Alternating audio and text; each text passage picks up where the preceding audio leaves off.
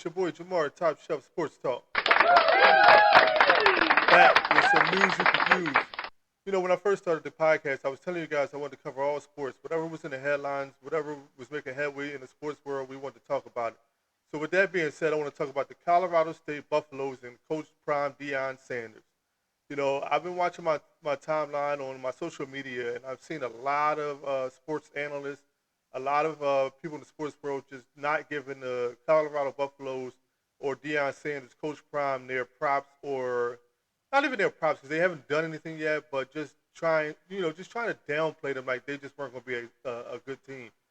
Coming into the season, it was a lot of unknowns. They turned over 89 players. Got a whole new starting line, offensive line to start, excuse me, a whole new starting offensive line and a whole new starting defensive line. But when you're doing stuff like that, you don't know how it's going to turn out. But for me, I believe Coach Prime has his guys prepared and ready to play. Coming into that game, you played the 17th ranked team TCU, who was just out of the national championship last year. Um, you thought that team was probably going to do damage against Colorado State. Now, don't get it wrong. A lot of the guys that were making their predictions were talking about them before this game, pre-game, saying that they were going to lose, that TCU was going to run all over them. I heard one analyst said, he got told by somebody else that, don't be surprised if TCU had 400 yards on them. Now, don't get it wrong, Colorado State defense, they weren't as solid as they could have been, but when they needed to make that key stop at the end of the game to win the game, they did. They showed up. So, I know Coach Prime said that there's things that they got to work on defensively to be able to get these stops because every game ain't going to be the same. Like you're not going to be able to, put up the same points or match, the points that the other opponent is putting up, and get stops. So you got to make sure you secure the stops so that while we're scoring points, it's hard for these guys to, come back. With that being said, I mean, all these guys, all these analysts that's talking that, this team is not that good. Now, I'm not going to sit here and say that they're going to go to the national championship or anything like that. But they did shut a lot of people up in this week one against TCU. Shador Sanders, Deion's son, had the quarterback came from Jackson State with Deion. This guy he had 510 yards for a touchdown, set a school record. Never done. You know, the guy Travis Hunter came again from Jackson State with Deion. This guy was playing offense and defense. Now, don't get it wrong. It's the first game of the season. I don't think he could sustain that for the whole, season. But that's interesting to see. Like these guys are, they're playing. You know what I mean? Like so. At the end of the day, what I'm trying to say is that the world is on notice right now. It's not Jackson State no more. This is Colorado. These guys are balling. Coach Prime has his guys ready to play, amped up. He has them coached well. They're prepared.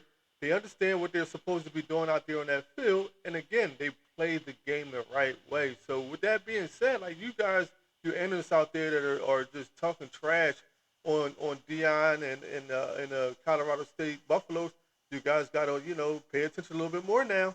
Just put you guys on notice. I heard my man Skip Bayless and Keyshawn Johnson say, the reason why Deion is not accepted the way he should be or the way everybody else is because he's not a part of the good old boy network. The good old boy network is not what, Deion's about. Like he wants to play with swag, confidence, and make sure everybody enjoys their positions and what they're doing. So at the end of the day, like if you can't adapt to that and get on a bandwagon with that, then you guys are gonna be on the outside looking in, and Coach Prime's he's gonna show you guys better than he could tell you. I mean, he's got some ballers on that team, and all he needs, and especially in football, you just need to be able to know what you're doing. You need skill, but you need heart. That's the biggest thing. You need heart, and also remember, it's football. Any given Saturday, somebody can strike lightning in the bottle and go out there and do damage. As we've seen, TCU, I'm pretty sure they thought they were going to come in and steamroll this team, but they didn't. They actually lost. 17th ranked team lost to an unranked team with a crazy turnover on their roster. So make that make sense. So again, like, here at Top Shelf Sports Talk, we don't just talk sports and have a drink. We have a drink while we talk sports. Again, I appreciate all the love, the support that you guys have been giving me over my journey. I hope that you continue to like, share, and tag these videos to your timeline, to your page, so that your friends, family, and whoever is on your page can get involved in the podcast, man. Again, I want to thank you guys, and it's your boy Jamar at Top Shelf Sports Talk. Peace.